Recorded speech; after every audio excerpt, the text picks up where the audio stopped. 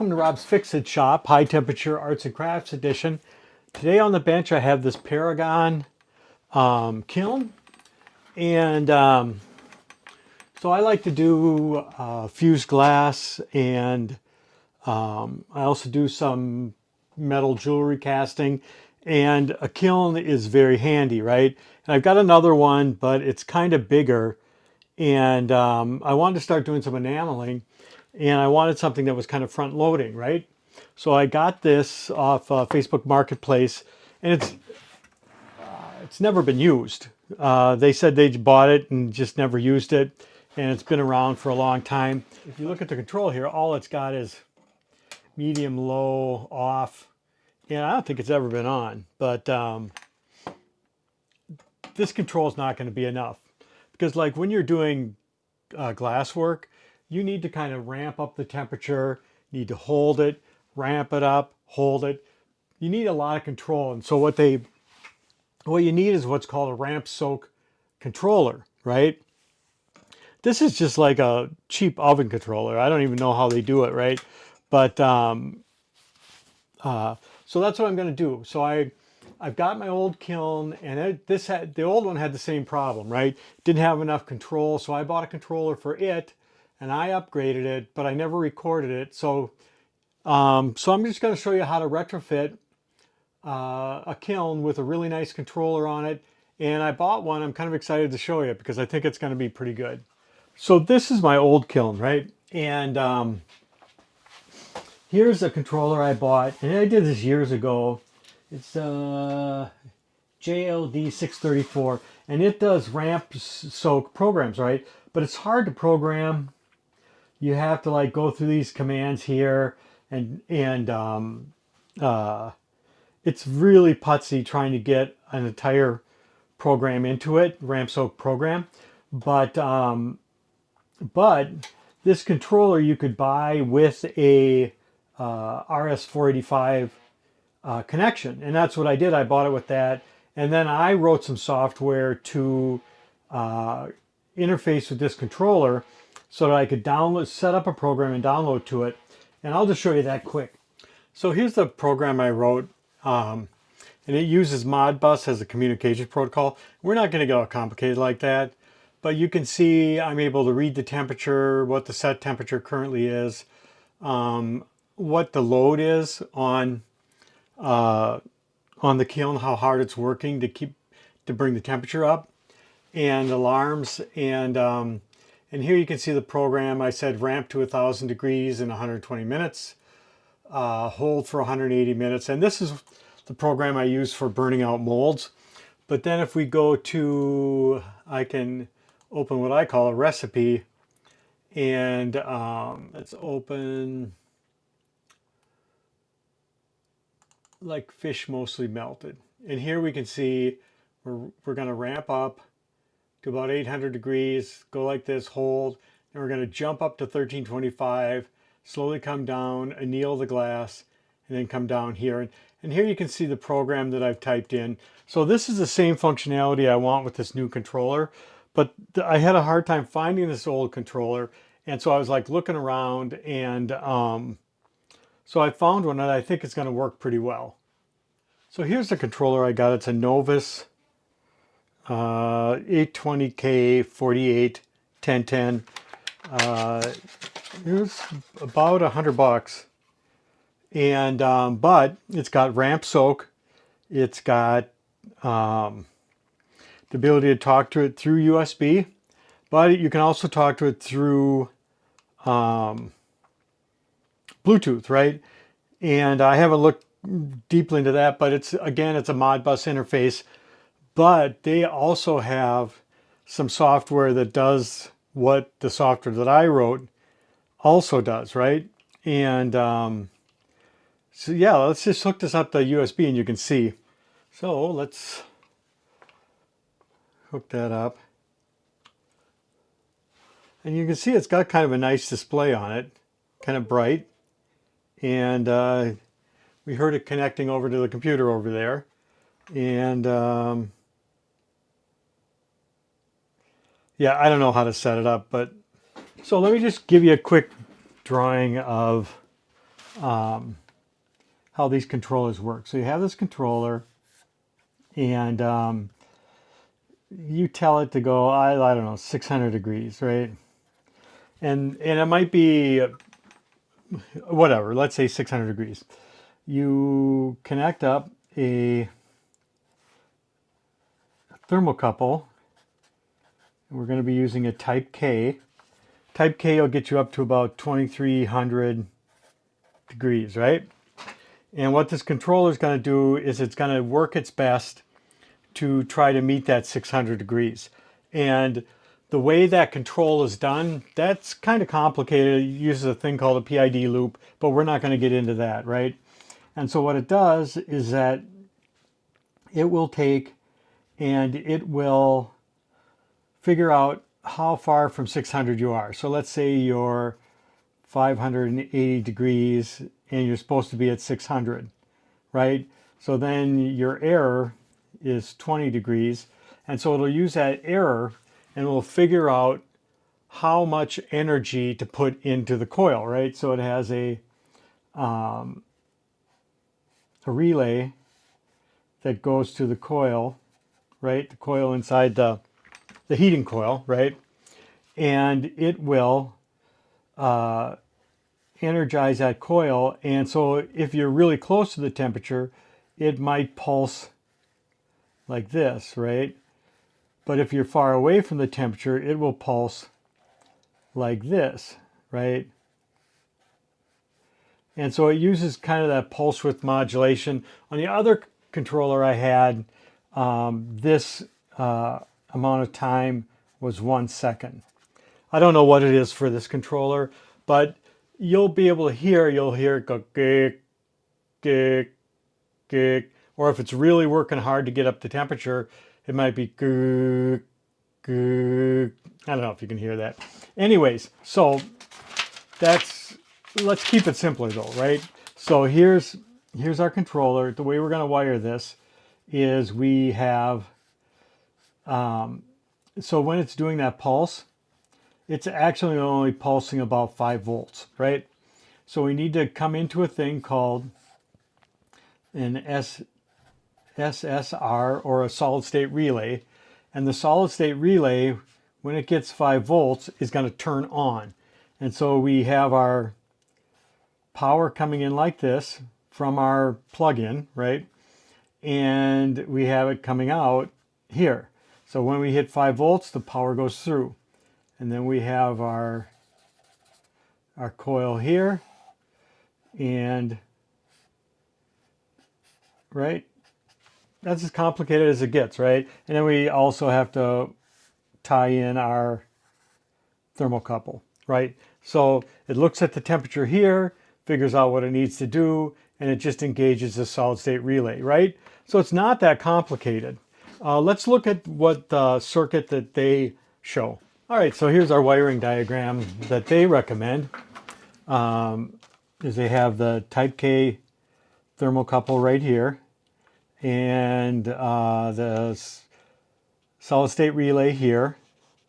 There's the heater, and then the power comes straight in. So when I was powering the controller before, I was using the USB to power it, but we want to be able to power it from the 120 volts, because once it starts working, it'll continue to work whether the computer's on or not if we power it through here. And so that just seems like a better solution. And yeah, so it's a pretty straightforward wiring diagram. So here's the wiring diagram for the current for the kiln right now. As the power comes in, goes to switch, comes right to the coil. So all we're really doing is kind of turning on the coil, and there must be some kind of a thermostat. All right, so here's what we're going to be needing. Here's our thermocouple, right? It's just a, it's rated for about 2300 degrees. It's all porcelain. This is what senses our temperature, and we'll see that in a second. Here's our solid state relay, and here's our controller. So first, let's look at the thermocouple. So here I have our thermocouple kind of hooked up to a just a temperature monitor, And I've got my heat gun here. So if I take my heat gun and just warm this up, you can see it's just showing you the temperature, right? Take it away, temperature goes down, right? So this is pretty much our temperature sensor. Like I said, it's good to about 2300 degrees, which is pretty hot, right? And we're just going to be hooking that to here and here. But we'll get to that. All right. So here we can see our power coming in here and here. We just got our switch. It's very simple. And yeah, it looks like never been used. So let's just disconnect these guys.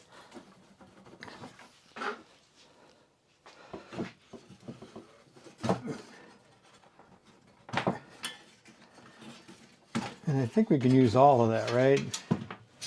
And so there's our box. All right, so here's a solid state relay.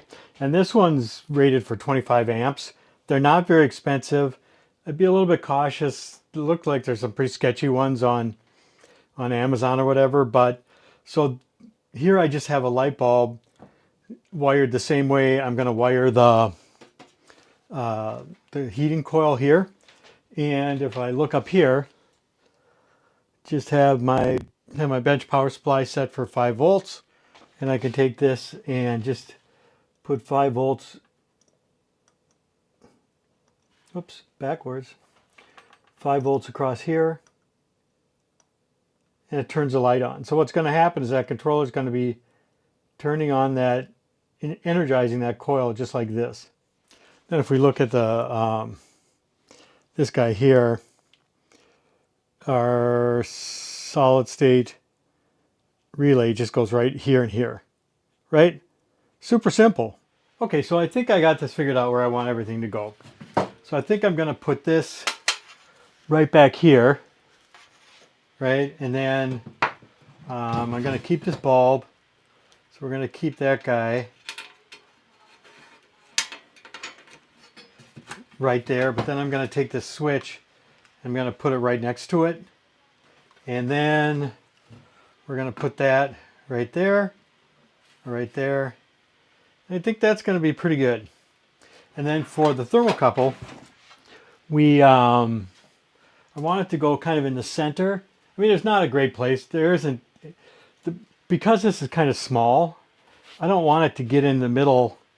I don't want it to kind of get in my way. And so it's not going to be optimal, but I think, I don't think it's great to come in through here, but if I look at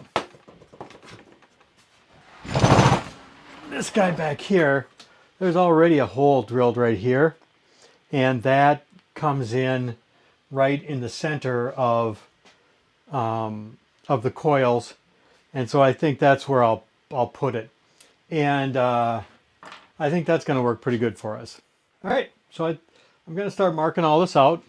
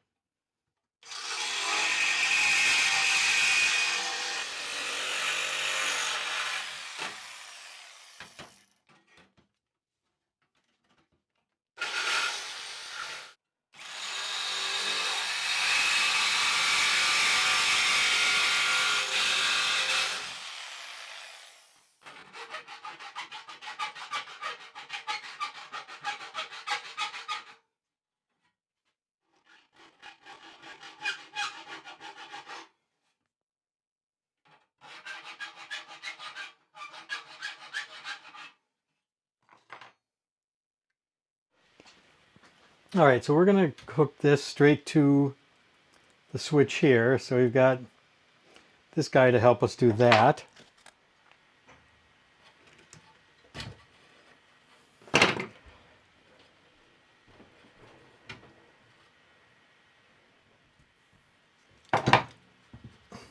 Okay, and then I think I'm going to use the switch as a tie point for the other one. So we'll switch both the sides.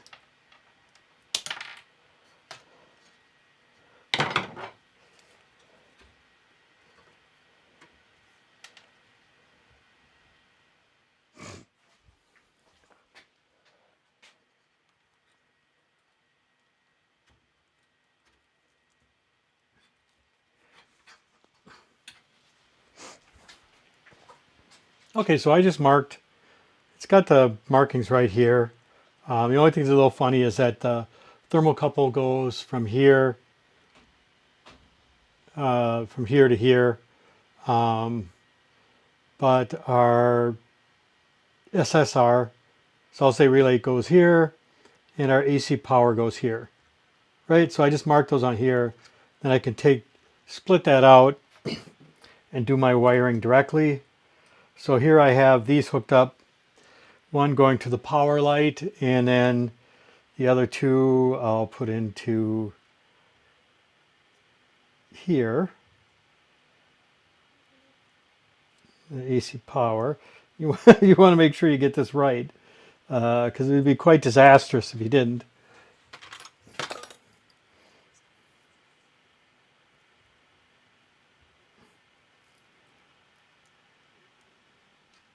We can use pretty small wires for this, right? Because there's no, I mean, it's just the power to run the controller, nothing else.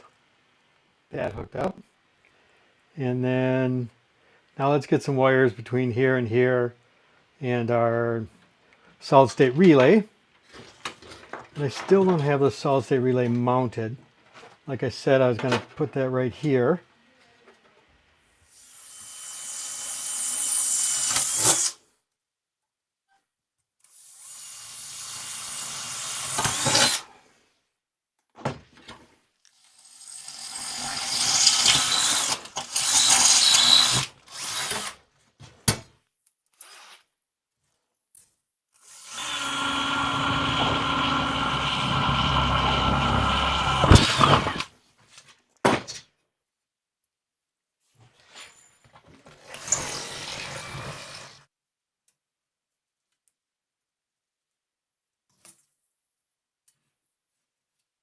Okay, so I got a little grommet there for the thermocouple to come out of.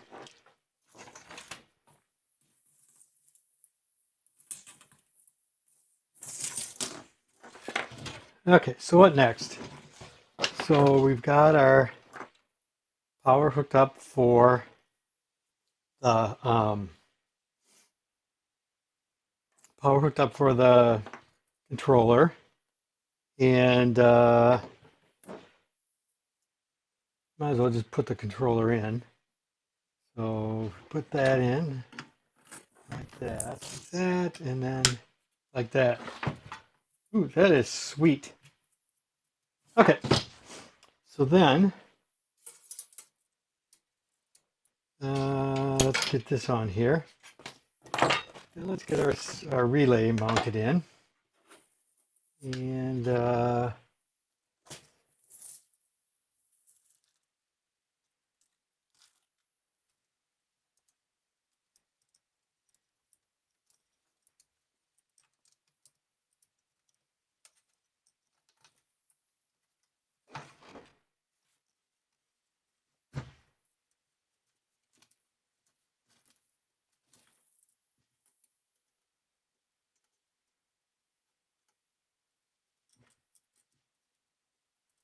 next, let's hook up our thermocouple, which is going to go here and here.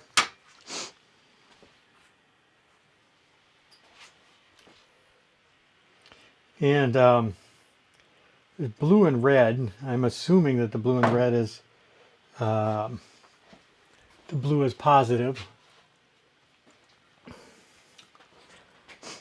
Okay, so we got that all hooked up. And so let's just put it in.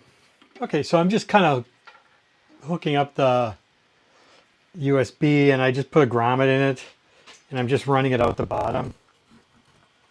Okay, well that works okay. Obviously, in retrospect, it would have been better to move it up a little bit. So let's plug this guy in. I'll just confirm that everything's in the right place.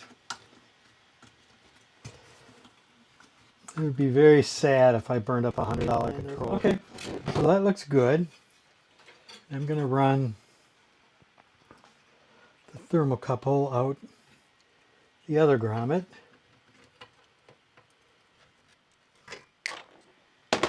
Okay, so now we need to go from the switch, or from the switch to the solid state relay. We'll do that.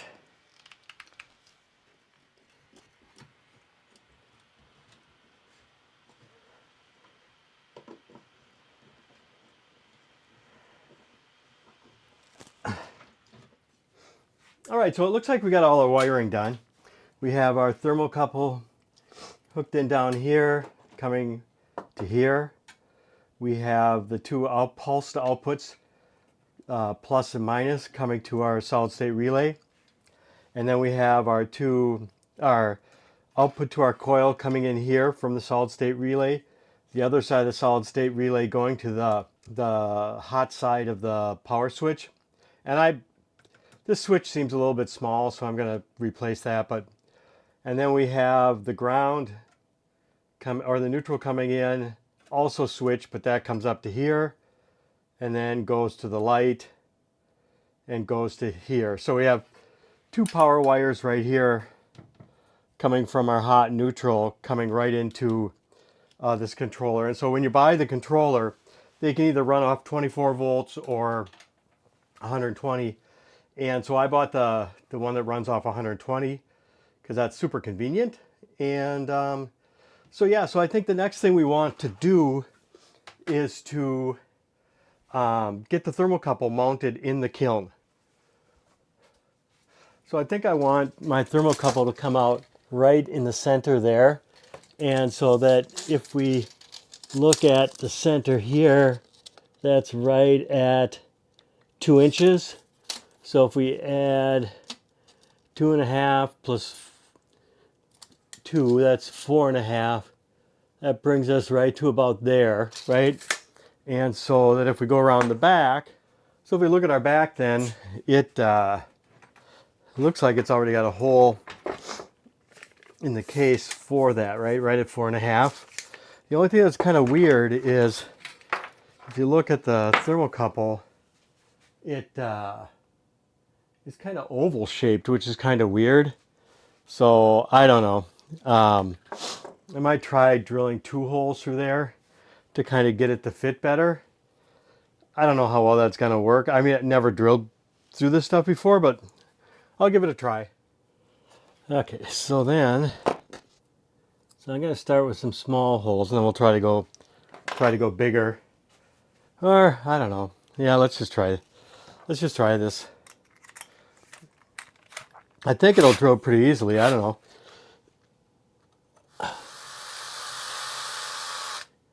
Yeah, that really goes through easily.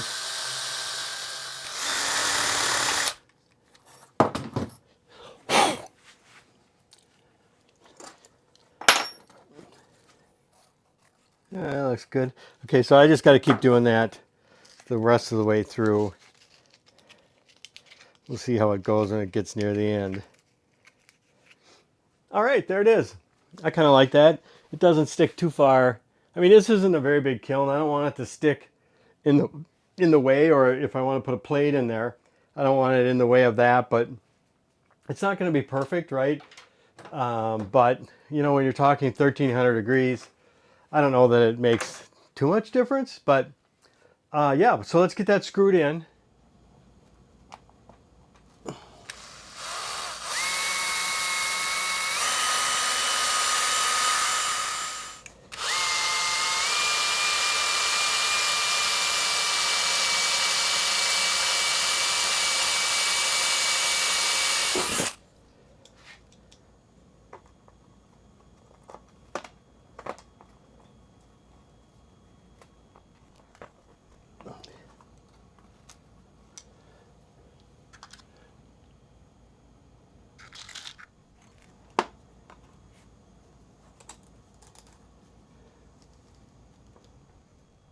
Okay, just snug that in there and get these wires decent. And then I'm just going to loosen these up and then tighten them again, just in case it cocked over a little bit when it went in. So I think we're done mounting this, and I think we're ready to put it together and test it. All right, it's all plugged in.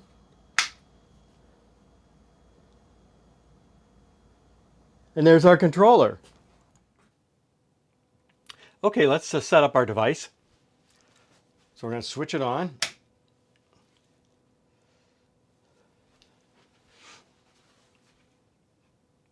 And we're going to come over to settings, devices, add a Bluetooth device, Bluetooth. Here it is here, kind of weird number.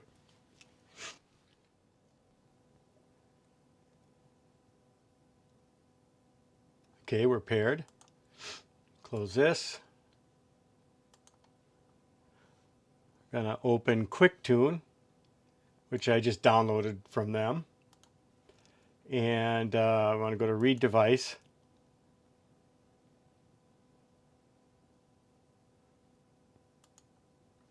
Go to Bluetooth.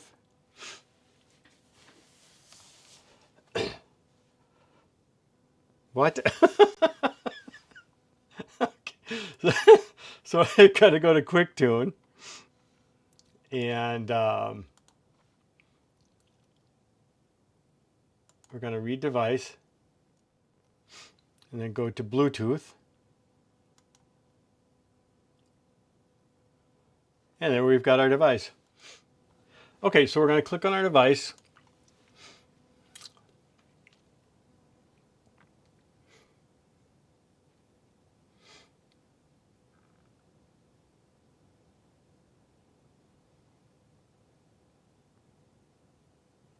And we'll just keep it simple, and we'll just, okay, I'm going to set it to Fahrenheit. Sorry, rest of the world.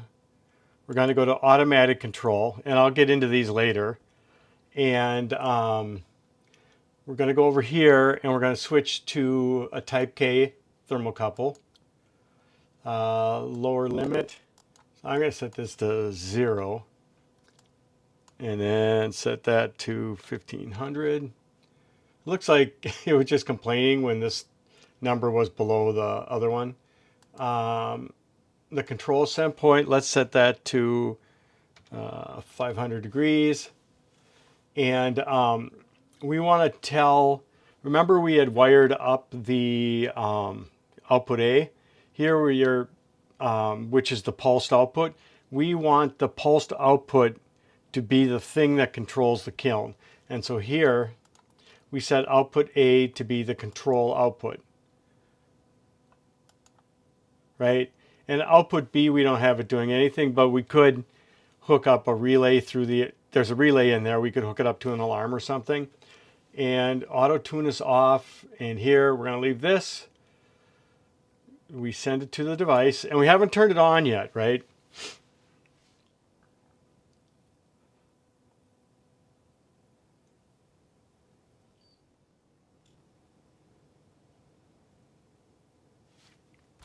Okay. Okay, so now we're ready to flip it on. So we do control enabled. We send it to device.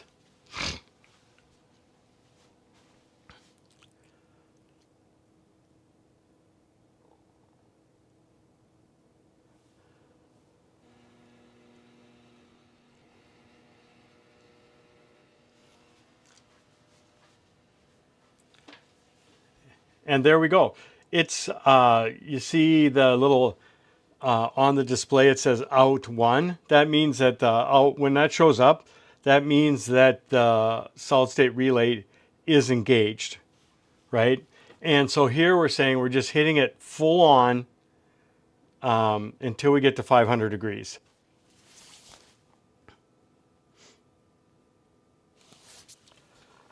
I don't know why it takes so long to update. And we're gonna watch it, but it's gonna overshoot, and because right now the control is set to just be full on until you hit the temperature and then stop. So that means that, you know, there's kind of a, I don't know, heat momentum or whatever you want to call it. Back. I'm going to change this to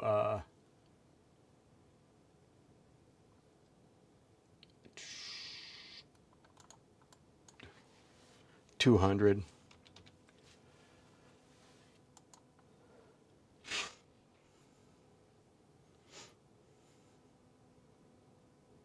Now watch the out one as we get to 200. We'll see that shut off. We're cooking now.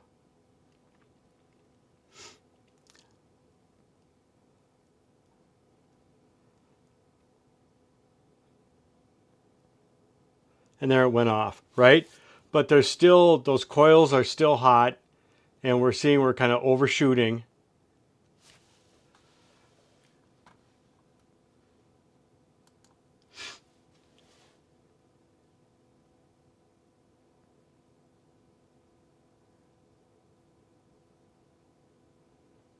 Okay, so we way overshot.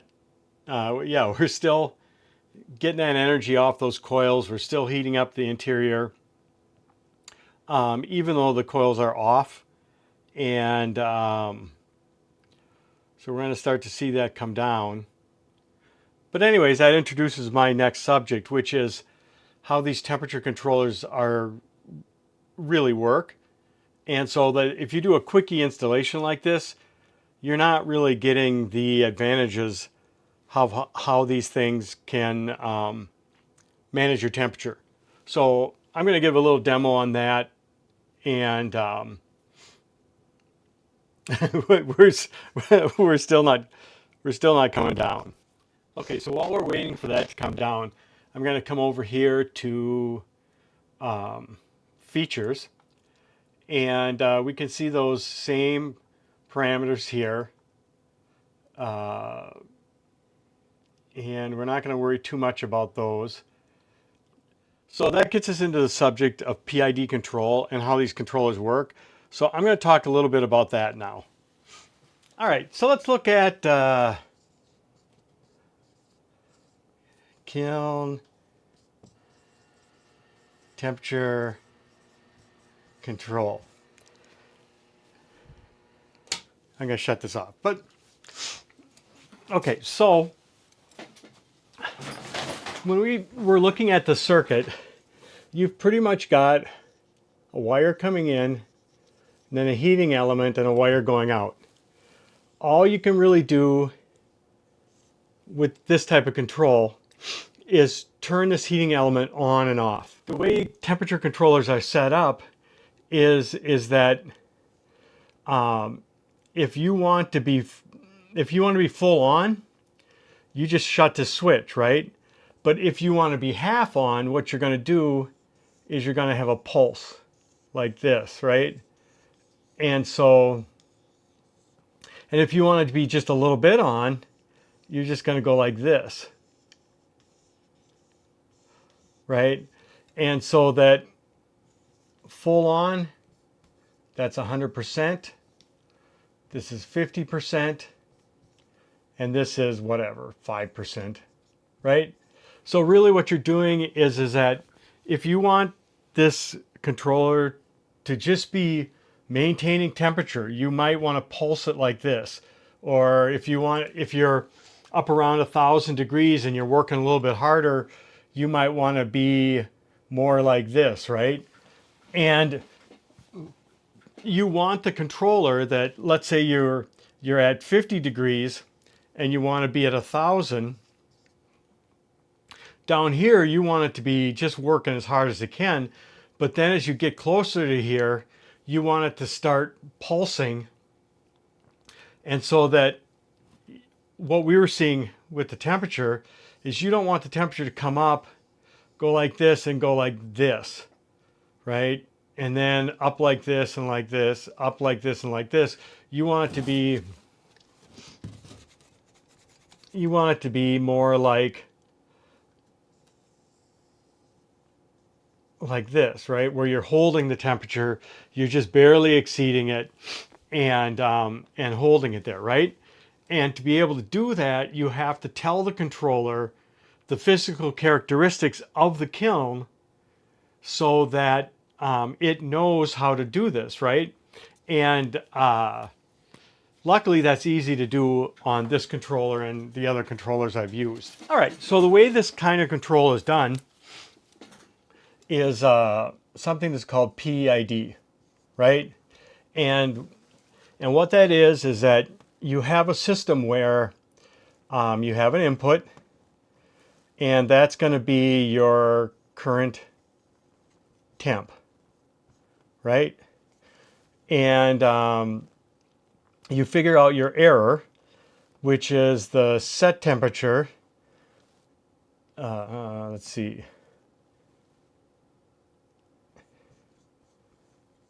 The error, which is the set temperature minus the temperature, right? And then based on that error, you have this fancy box that then puts out 0 to 100%, right?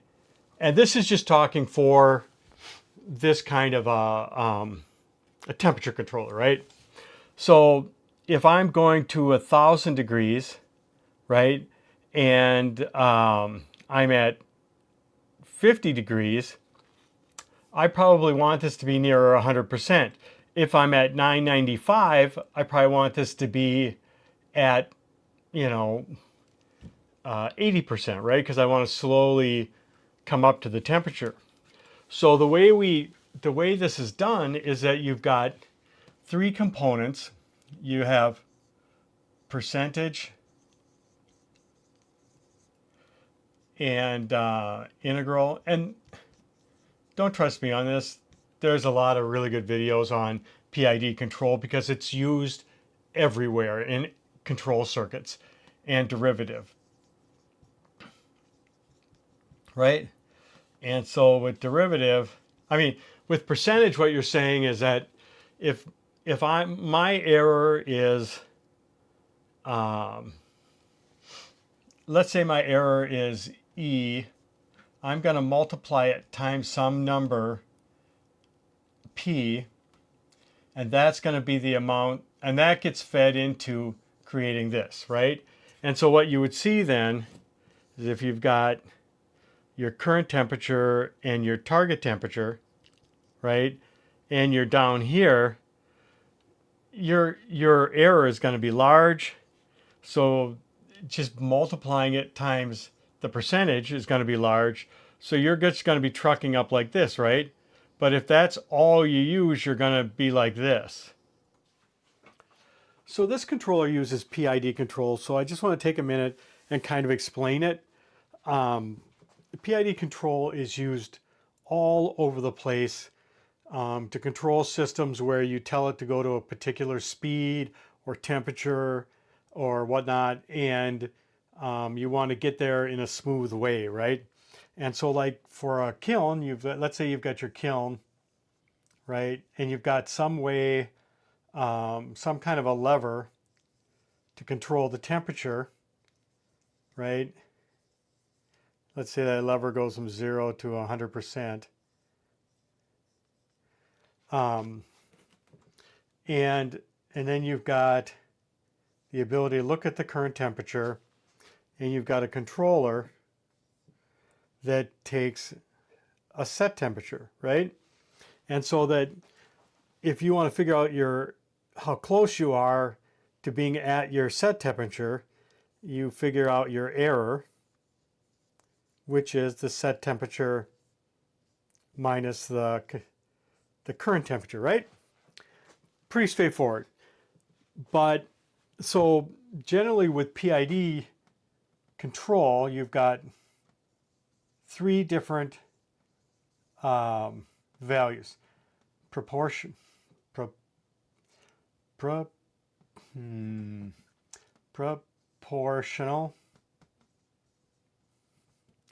integral, and derivative, right? And these are three different values. three different values that are used in setting up your control loop. So with proportional, what you're going to say is you're going to say, okay, your proportional number, take your proportional number, multiply it times your error, right? And that's going to tell you how much to pull this lever here. And so that if we look, and we want to have a set point of 1,000 degrees, right? And we're down here at 100. The error times this proportional value probably going to be quite high. You're probably going to go right to 100%, fly up here like this, right? And as you get closer, this error is going to get smaller and smaller.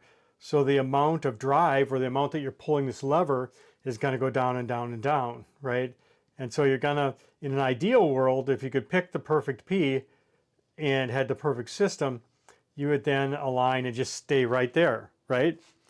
But that's not what happens, right? If the oftentimes on a system like this, like a kiln where you've got this kind of heat built up in the walls while you're heating, you'll have your temperature come up and overshoot, and then your error goes the opposite way. You go back, and if your p-value isn't picked correctly, you can like oscillate like this, right? Or another thing that can happen is that you have your target temperature like this, and you come up, you oscillate, and then you have a steady state error where you're above or below the value. And there's it's complicated about why that happens, but it can happen, right? Is that you actually end up above or below, and you never really meet your target. So that's where integral comes in. So with the integral, what the integral does, I don't know if you remember your calculus, but you know, an integral is if they have a graph like this, it's all the area here, here, here summed up, right? And so that with the integral component, so if you have your P times E plus your integral, and your set point like this, and you come up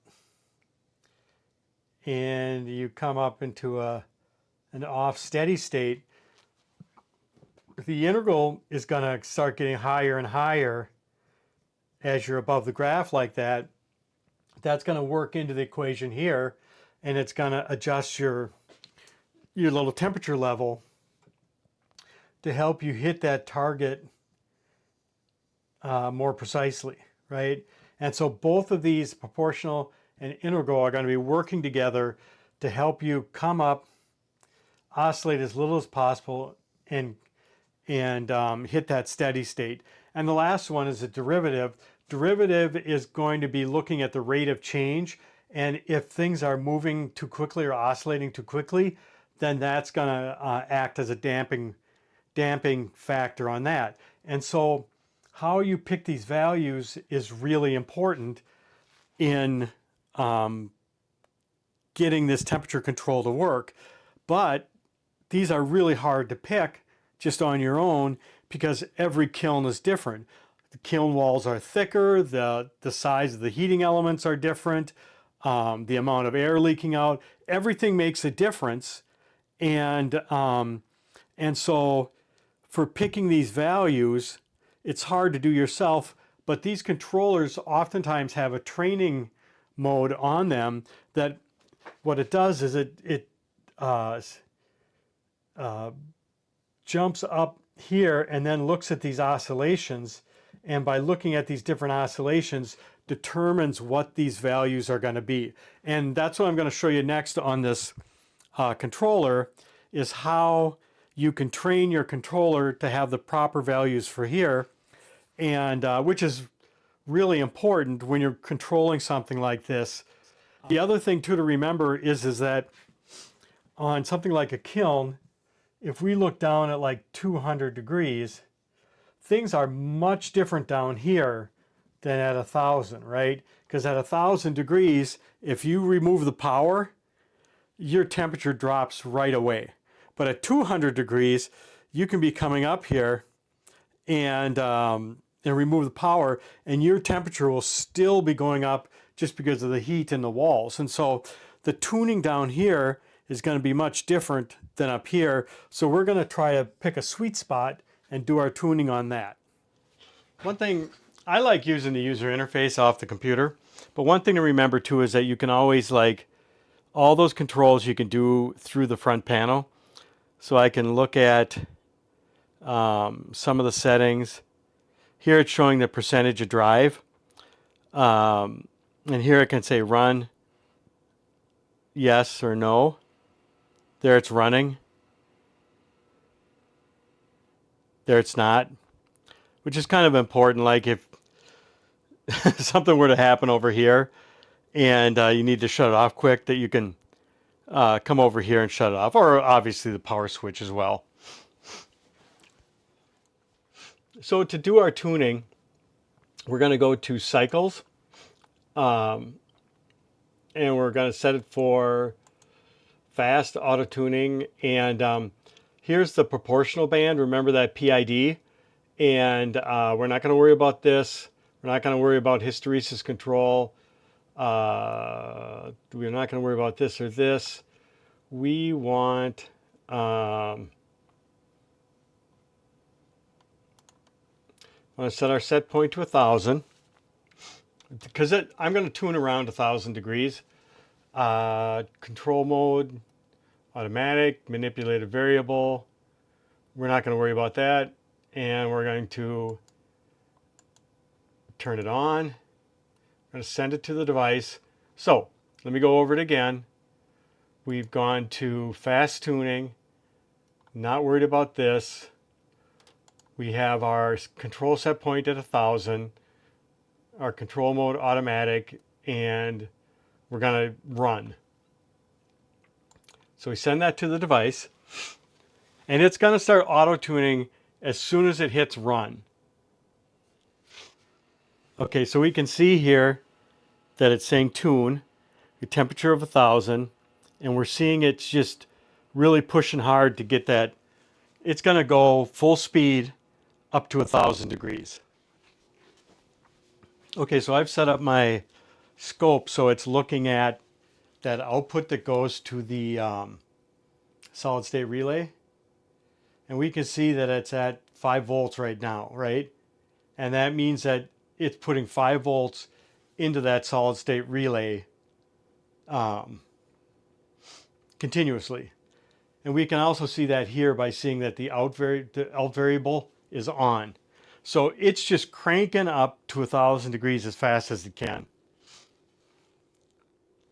And I'm interested in the technology of it, right? I mean, if you're just using your kiln, you can be like, oh yeah, I just want it to tune, let it go, make sure it doesn't start on fire, but come back at a later time.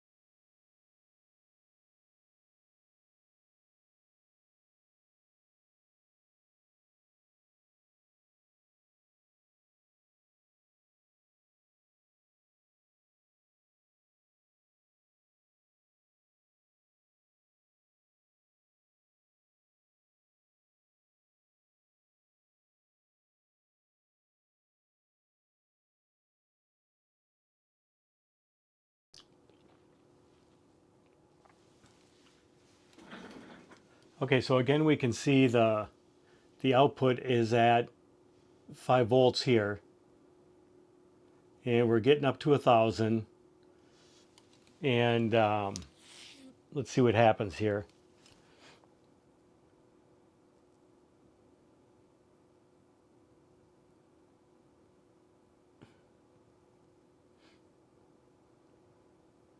I think it's going to drive past it.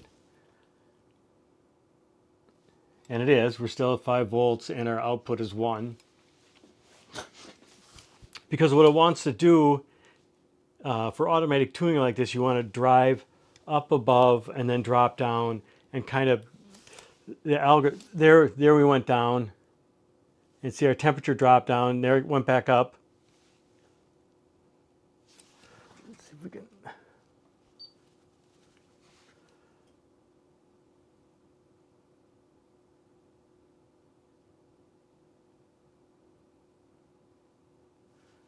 Now we're heating up again.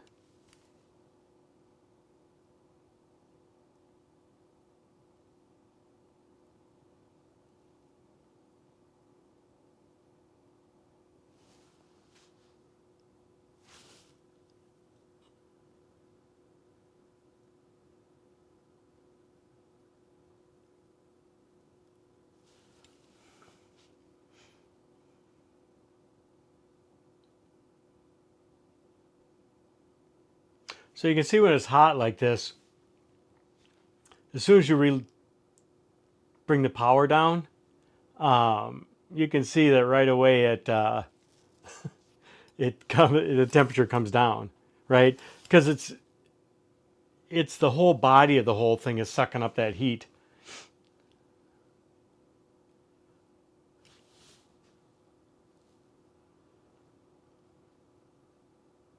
And we're driving up past. And there, cut the power again. We're seeing the temperature come down. And there, brought it back.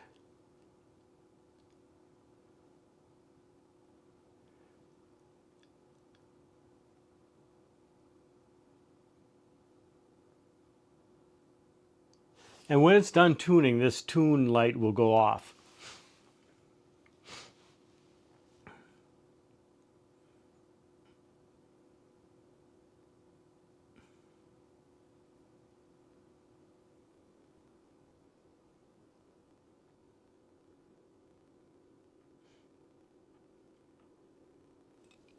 Here we can see it's pulsing. Now it's kind of experimenting with pulsing.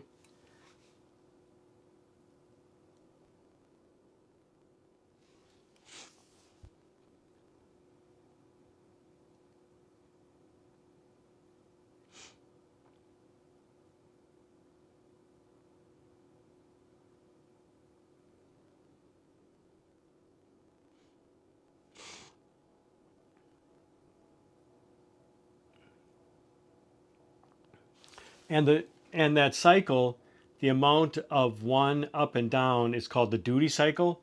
And we measure there, whoops.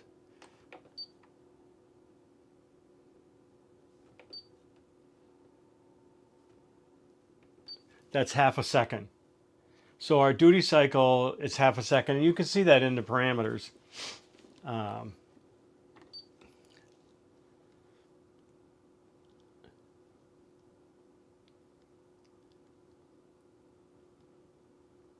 And there it's done with the tuning. So our tuning light went off, and we can see that it's just kind of holding at 1,000 degrees.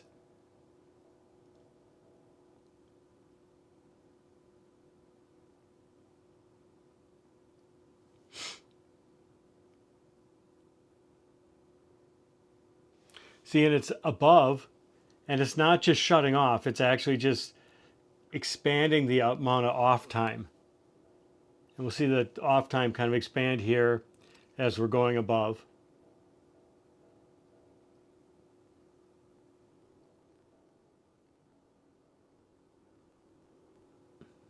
And you should see this kind of expand out as our kiln kind of warms up. We're not going to need as much input to kind of keep it warm.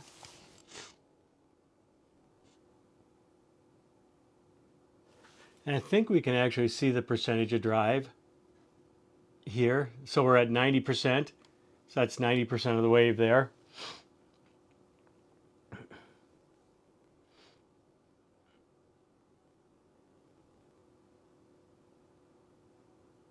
So we're right right below 1,000.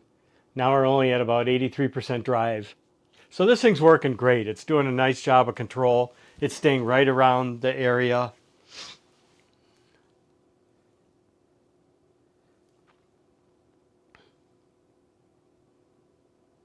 And as everything kind of heats up inside the kiln, you'll see this number come down even more. Okay, so here I've let it run for about an hour. And, it's kind of warm. And you can see that, now our duty cycle is about 60%, because the whole thing's warmed up, right? And now you can see that our duty cycle is around 60% because everything's warmed up. It doesn't need as much to keep it at temperature. So now after we've done the tuning, we can see that our proportional band is 1.7, integral rate is 1.5, and derivative time is 4, right? It would have taken us forever to kind of figure all those numbers out, but it kind of figured them out for us. And so that's our P, I, and our D. So yeah, so that's pretty interesting how it does that tuning. And so now when we come in, all we have to do is set our temperature that we want. Let's say 1100, and send it to the device. That simple.